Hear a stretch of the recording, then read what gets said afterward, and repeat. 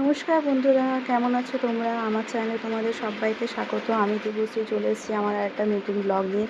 তোমরাই দেখতেই পাচ্ছ সকাল সকাল আমি এই পায়েস রান্না করছি। প্রথমেই আমাদের বাঙালি যে কোনো শুভ অনুষ্ঠানে প্রথমে এই পায়েসই করা হয়। হ্যাঁ, আজকে আমার শাশুড়ি মায়ের জন্মদিন, তো সেই উপলক্ষে আমি এই পায়েস আর এই রান্নাবান্না আমি করছি সারাদিন। তো দুপুরবেলায় আমার শাশুড়ি মায়ের মা, যিনি আমাদের পাশের বাড়িতে থাকেন, তিনি আমাদের খাবারের আয়োজন করেছেন। তো ইলিশ মাছের ভাপা, ইলিশ মাছের ঝাল, অনেক কিছুই রান্না সেখানে হবে। তো দুপুরবেলায় সেখানেই খাবো। তাই সকালেরটা রাতেরটা আমি আর ওগুলো ঠিক করলাম, আমরা বাড়িতেই করে নিই। তো সকালের জন্য আমি এই লুচি করলাম, কারণ আমার শাশুড়িমা ভীষণ লুচি খেতে ভালোবাসেন। লুচিটা জেনারেলি আমাদের বাড়িতে খুব একটা হয় না, কারণ আমরা খুবই একটু তেলটাকে অ্যাভয়েড করি।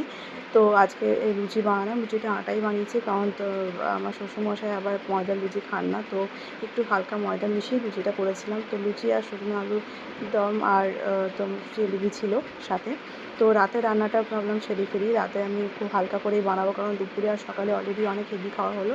তো পটলের ঝাল বানালাম। পেঁয়াজটাকে একটু হালকা ভেজে নিয়ে দেন ওর মধ্যে একটু আদা রসুন বাটা আর একটু জিরে গুঁড়ো, ধনে গুঁড়ো দিয়ে পটলটাকে যেটা আলাদা করে ভেজে রেখেছিলাম সেটা মিশিয়ে একটু নাড়িয়ে দিলাম। তো তারপর একটু হালকা জল দিয়ে একটু কাঁচা লঙ্কা গোটা চিড়ে দিয়ে তার মধ্যে একটু ঢাকা দিয়ে দিলাম সেদ্ধ হতে।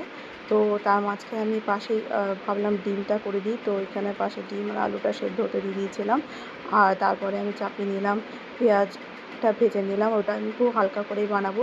পেঁয়াজ ভেজে তার মধ্যে একটু জিরে বাটা, একটু আদা বাটা দিয়ে একটু হালকা নেড়ে দেন টমেটো দিয়ে তারপর আমি ডিম আর আলুটাকে, যেটা ভীষণ হালকা করে তুলে রেখেছিলাম, ওটা ভেজে ফেললাম। তাও চলো, ভিতরে আমাদের জন্মদিন।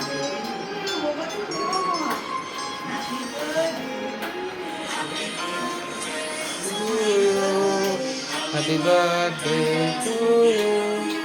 Happy birthday, dear Sonishta Das. Happy birthday to you.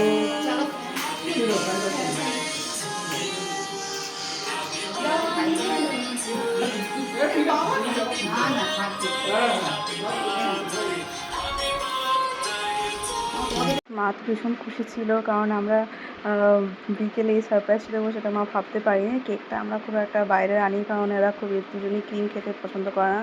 তো আমার শ্বশুরের সুগার, তুমি তো একদমই খান না, তো তাই আমরা এটা দিয়েই কাটলাম। আর আমি আমার পায়েসটা খাওয়ালাম। মা বলছিল পায়েসটা খুব ভালো হয়েছে, ভীষণ খুব বেশি মিষ্টিও হয়নি আর কম হয়নি, একদম ঠিক হয়েছে। তো আর সাথে রয়েছে রসগোল্লা, পান্তুয়া আর এই 5 রকমের মিষ্টি, তার মধ্যে একটা অলরেডি মা খেয়ে নিয়েছে। তো তারপর আমি একটা গিফটও নিয়েছি। আমার শাশুড়ি মা ভীষণ চা খেতে ভালোবাসে, তাই আমি এটা নিয়ে মাধ্যমে উনি চা খেয়ে যাবেন বাইরে।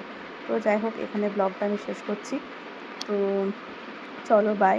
তোমরা জানিও সব কেমন হয়েছে, কীরকম ব্যবস্থা হয়েছে। আমি যতটুকু পেরেছি আয়োজন করেছি। চলো, বাই বাই, টাটা।